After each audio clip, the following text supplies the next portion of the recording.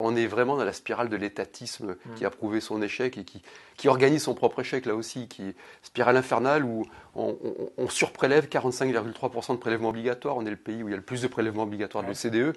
Et puis ensuite, pour atténuer, on distribue, on crée de la bureaucratie intermédiaire, on crée du clientélisme. Enfin, moi, je pense que ce modèle-là est foutu et obsolète.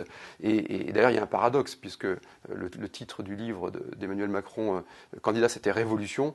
Et puis on a un hyper-conformisme. Ils ne sont pas les seuls. Je veux dire, ça touche tout le monde. Enfin, c'est au-delà des clivages même. Mais non, ça ne fonctionnera pas, évidemment. Et là, on voit bien qu'en fait, c'est une somme de bricolage, une espèce de spirale infernale de la dépense, de la compensation de la dépense, et puis avec une dépense publique en 2019, source gouvernement, qui va continuer d'augmenter. Les dépenses de l'État. Nous, on les baisse dans nos mairies. Moi, je les baisse.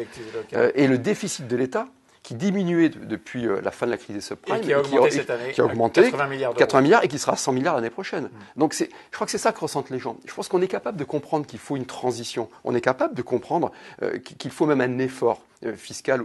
On fait beaucoup depuis longtemps, oui. À condition qu'il y ait un point d'arrivée, à condition qu'il y ait une vision. Je pense que le problème, d'ailleurs, il ne date pas d'Emmanuel Macron, il s'amplifie avec l'exécutif actuel qui est très conformiste, très techno, très technocratique, mais il est bien plus ancien.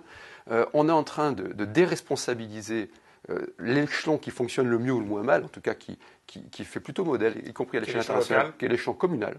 Communal, la commune, c'est une cellule de proximité, avec des échecs, des réussites, mais en tout cas de proximité, donc de responsabilité. Et la responsabilité, c'est ce qui fonde la liberté, c'est ce qui fonde l'efficacité. L'État qui est surendetté, l'État qui emprunte pour ses dépenses de fonctionnement, alors que, comme dans une entreprise, dans une mairie, on n'emprunte que pour de l'investissement et pas pour du fonctionnement. Donc, si vous voulez, le problème, ça dépasse les personnes. C'est-à-dire qu'il y a une spirale infernale de la recentralisation.